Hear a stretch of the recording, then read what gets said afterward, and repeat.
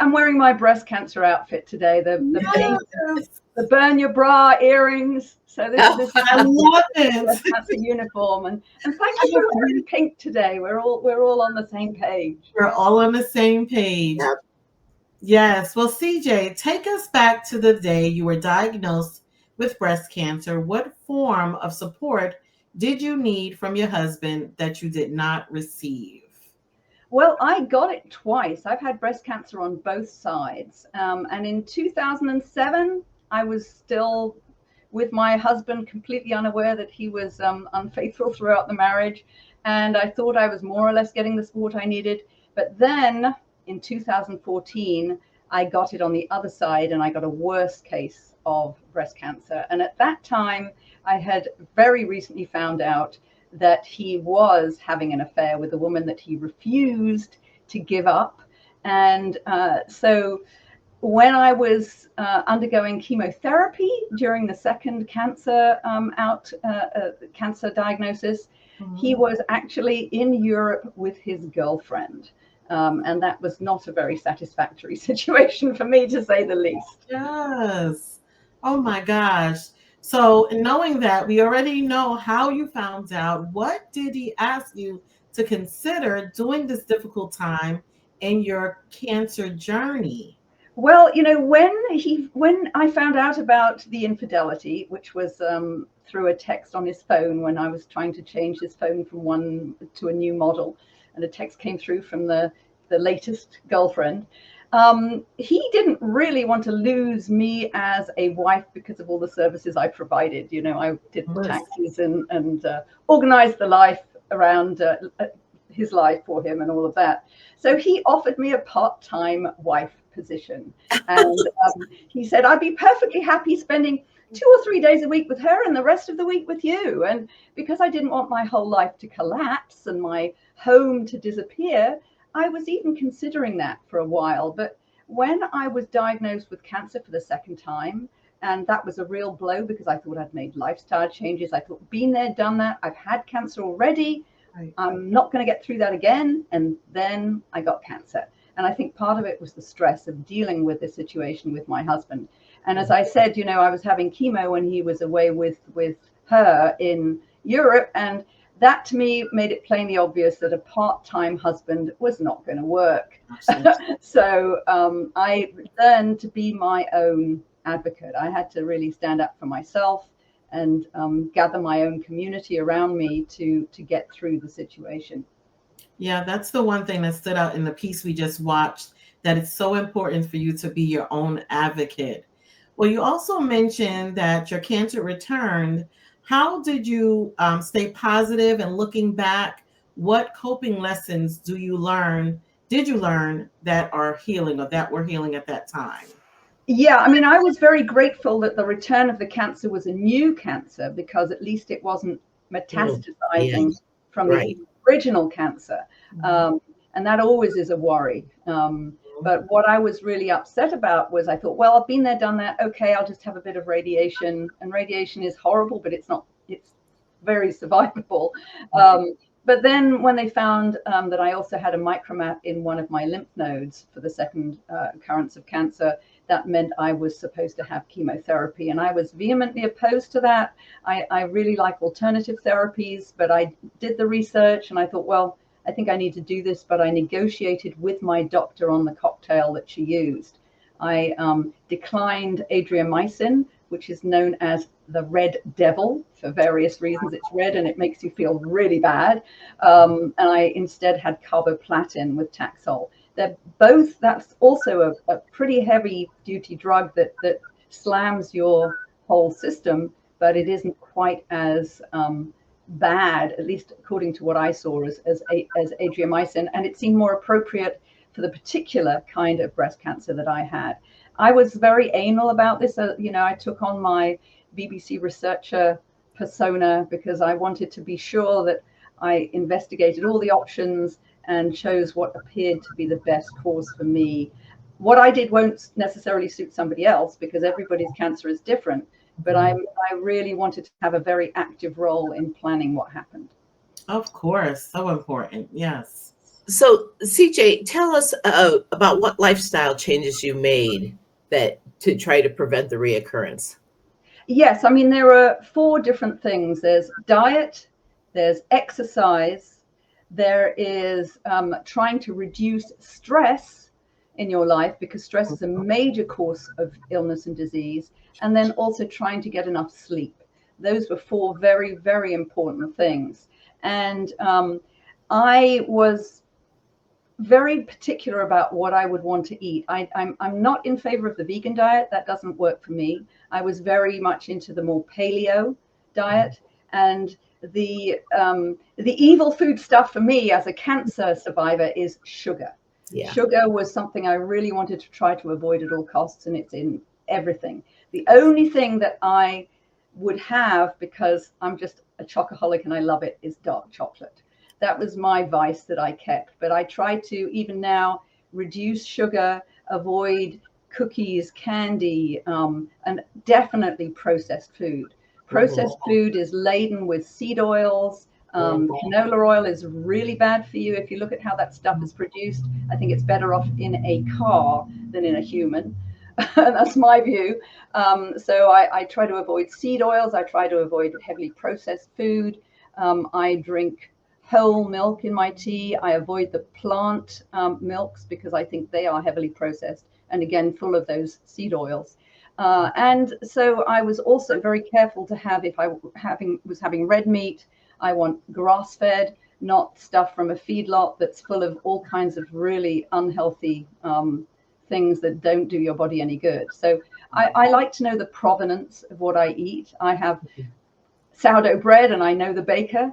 I don't want to have store-bought bread that's full of, the aluminum baking powder that's in everything. If you, I don't know whether you know, but baking powder contains aluminum unless you get the organic version of it, and so that is in everything. And aluminum is also very bad for you. I also tried to avoid pharma drugs, because I always feel that those can create more trouble than you're taking them for, and you have all these side effects. So I try to do things in a natural way as much as possible.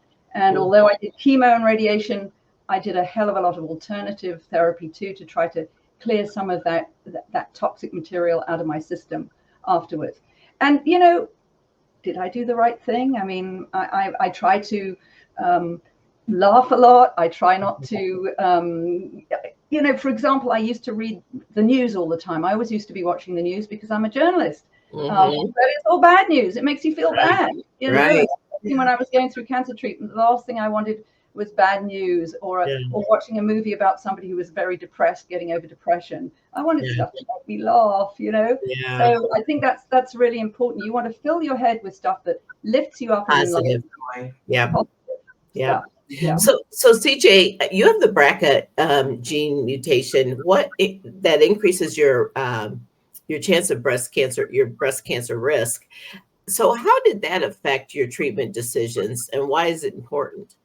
Well, I took a contrarian view, because after Angelina Jolie went public with her BRCA1 gene, I have the BRCA2 gene, which is slightly less bad than the BRCA1 gene in terms of your cancer risk. But she went for a prophylactic mastectomy. And she said that her mother had breast cancer and she died of cancer. But I chose to do lumpectomies rather than mastectomies, against the advice of my surgeon, because at that point they were pretty heavy on promoting mastectomies. But I did my research. I didn't like the idea of having my breasts cut off. I also looked into all the problems with breast implant illness. That is very real. Nicole Deruda's breast implant illness Facebook support group currently has over 200,000 members. So breast implant illness is extremely real. So a lot of women after mastectomies are actually choosing to go flat because of that, because reconstruction is so difficult. But one thing I did do that Angelina Jolie did not publicize as much, there is a risk of ovarian cancer when you have the BRCA gene. And ovarian cancer is hard to spot until it's too late. They're tiny little organs in there. And if they go through into your body cavity, if the cancer spreads, it's really bad news. So I decided, after I finished menopause, I decided to have my ovarian, ovaries and the fallopian tubes removed, which is called an oophorectomy. That is actually recommended for people who have the BRCA genes, that they should consider that.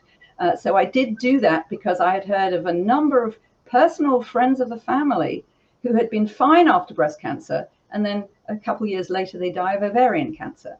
I didn't want to be one of those people. Yeah. In fact, Angelina Jolie's mother, she did not die of breast cancer. She died of ovarian cancer. Oh, wow. So that's what I did. I chose to do that. I also didn't do it exactly when I was told that I should.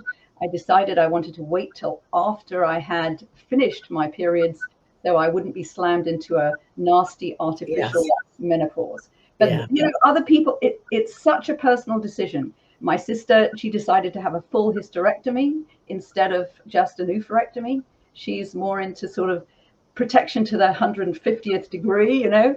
I chose not to do that because I think the uterus is important for holding everything else in place. So I didn't want to have the full operation of the. Well, it certainly sounds like you did your research. Absolutely. Well, I know that you've written a lot of articles about the link between bras and breast cancer. Can you explain a little bit about that to us?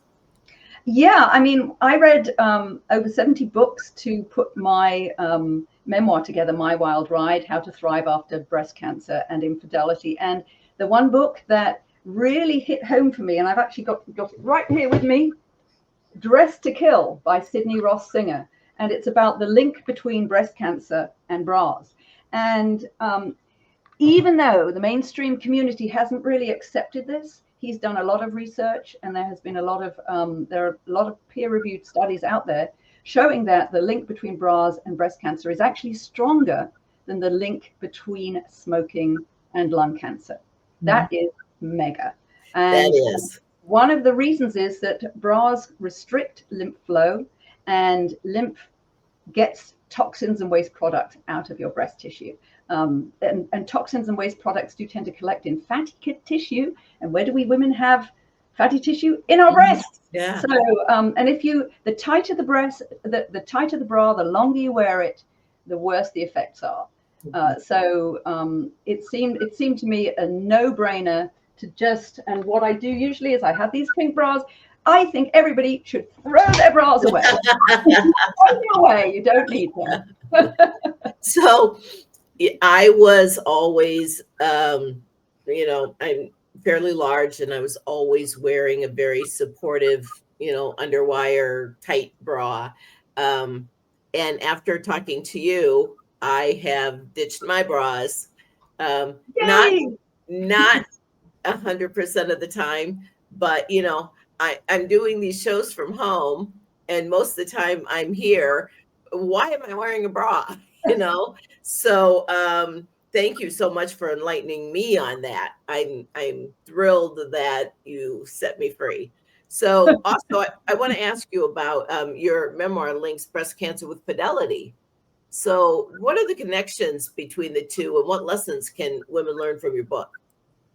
Well, sadly, there is a strong connection both ways. Infidelity can lead to breast cancer because of the stress of infidelity, because you are losing your relationship, you may be losing your home, you may be losing your financial stability. It is a massive, massive issue that can rock you to the core and destroy your foundation.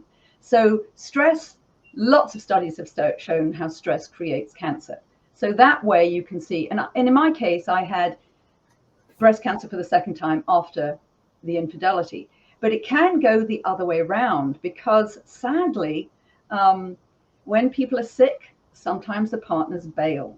And there was a study done by Michael Glantz, I think in 2009, the Barrow Institute study in Phoenix, that showed a massive gender disparity in the rate of partner abandonment of when one partner has a serious illness.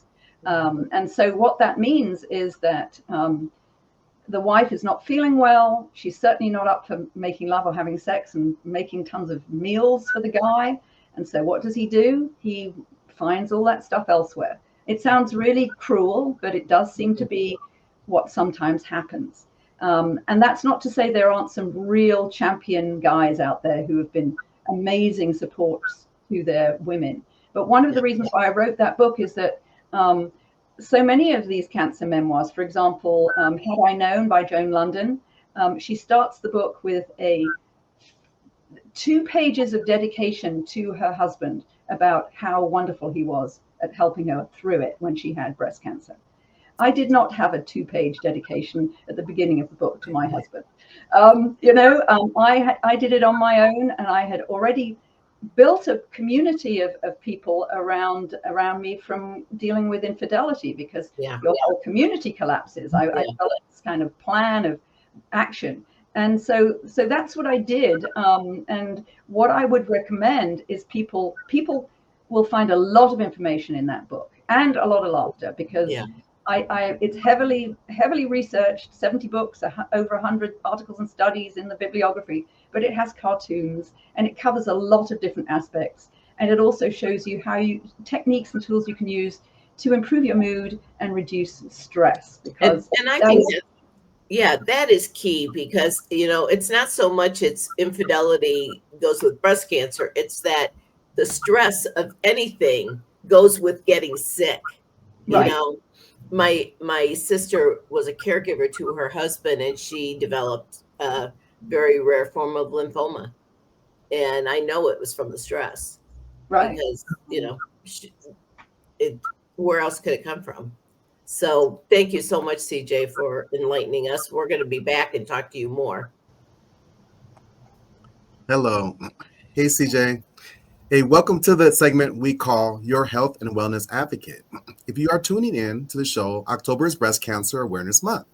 We are excited to have in the studio CJ Grace, humorist, author of 2 self-memoirs, A Daughter's Life, How to Thrive Whether You Stay or Not, My Wild Ride, How to Thrive After Breast Cancer, and Infidelity.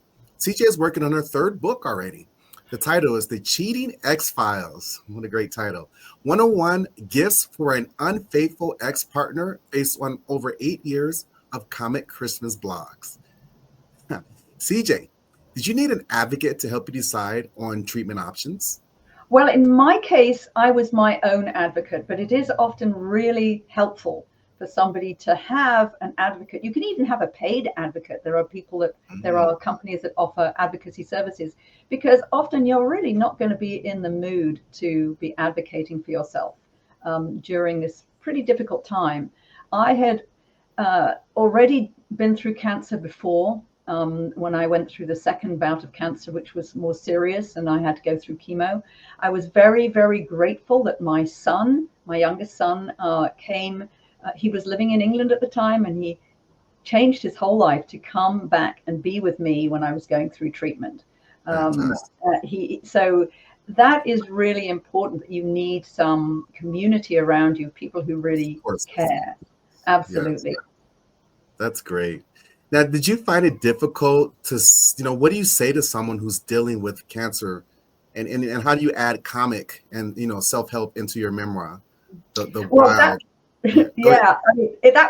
was a big deal for me, and I put a section in my book called Cancer Etiquette, and that was a list of do's and don'ts when you're trying to deal with somebody who has cancer, who I called in the PCV, the poor cancer victim, because people think they're a poor cancer victim, and they're either too scared to have anything to do with you because they don't really know what to say, and they don't want to say the wrong thing, and they also don't want to be around all that illness, and it's just a downer, so they don't want to be around it. But then also there are people who will just say the wrong thing. It's like, oh, well, yes, I had radiation and it was awful. I felt like I was going to die. I mean, I'm so sorry you're going through radiation. This was somebody who had radiation for throat cancer. And if I hadn't already had radiation before for the 1st bout of cancer, of breast cancer on the left side, I would have been absolutely terrified to hear that. Sure. Actually, radiation on the breasts is way less of a severe thing to go through than radiation of the throat if you're having throat cancer. That is pretty horrible. You can't swallow. You have difficulty eating, and everything is painful. But breast cancer radiation, I wouldn't say it's a walk in the park, but it's quite doable, and you can get a lot of creams these days to reduce the skin irritation. And so I didn't think it was that bad. But people who don't really know what's going on will give you advice as well. And if you took all the advice that people gave you, first of all, you wouldn't do it. There'd be not enough hours in the day to do everything. Right. And people get very fire and brimstone on it. If you don't give up milk, your cancer's going to come back. Right. Or the reason why you got cancer is because you're too stressed. You're too tense. You need to relax. And they shout at you saying, I'm not going to say who said that to me, but do you know? Worries. I love your passion. You shout at them, you have to be calm and all of that. So Josette has a few questions for you. I want to make sure she gets to them. So go ahead, Josette. Thank you, Dimitri. CJ, I'm just so happy to be talking to you today about this. It's, you've really brought a different insight to breast cancer and what you've gone through. Can you talk to our viewers who may not have taken their tests or had their mammograms on a regular basis? And what advice would you give to someone who has just been diagnosed with breast cancer? Well, first of all, I'd like to just mention a story from Elizabeth Edwards. She was John Edwards' wife, the politician, yes. And she died from metastatic breast cancer in 2010. And she is on record as having said she regretted not doing enough routine mammograms. And what she said was, avoiding screening for cancer does not change the reality. It only changes the outcome. And, early stage breast cancer, if it's caught early stage non-metastatic breast cancer, the 5-year survival statistics for that are close to 100%. That's pretty good. Yeah. So anybody going through breast cancer for the first time, they know that should make them feel a lot better. Because it sounds, cancer, oh my God, it's a death sentence. Well, obviously it can be, but for the vast majority of people who get breast cancer, it absolutely is not. Wow. What would you say to someone who might have just recently been diagnosed? Well, that there is always hope, that they should do their research and not feel that they have to do everything that their friends and relatives recommend, because they're going to be besieged with advice, and they have to do what feels right in their gut. If they go for the full conventional treatment, they're going to have people who say, oh, it's toxic and it doesn't work, and the treatment's going to kill you. Or if they go for the alternative stuff, they'll say, oh, that's like voodoo. You shouldn't be doing that. It's not going to work and you're going to die. People will not agree. They're always going to find people who don't agree with what they've chosen to do. And it's not the business of other people. It's the business of you, the person dealing with breast cancer, to make a choice of what works for you. And all I can say, I have my badge, my pin. Did I make the right decisions? All I can say is I'm not dead yet, to quote Monty Python. You have to do what feels right to you. You also have to get your mind in a space where you're not super stressed, where you don't see it as a death sentence. You can't stay positive all the time. That is impossible to do. So the positivity Nazis can be as bad as people who make you feel more depressed. But you just have to go with what feels right for you, and have a small group of folks that you really trust, who are your community and who you can rely on to give you good advice. Thank you so much, CJ, for all of that. I just would like to end by asking you one last thing. How can anyone find out more about your breast cancer advocacy work? Well, on my website, cjauthor.com, I have a cancer stuff section on my menu, on the top menu, and there's a lot of very, very useful resources there. So just go to cjauthor.com and head along to the cancer stuff section on the top menu and click there. You'll find a ton of resources.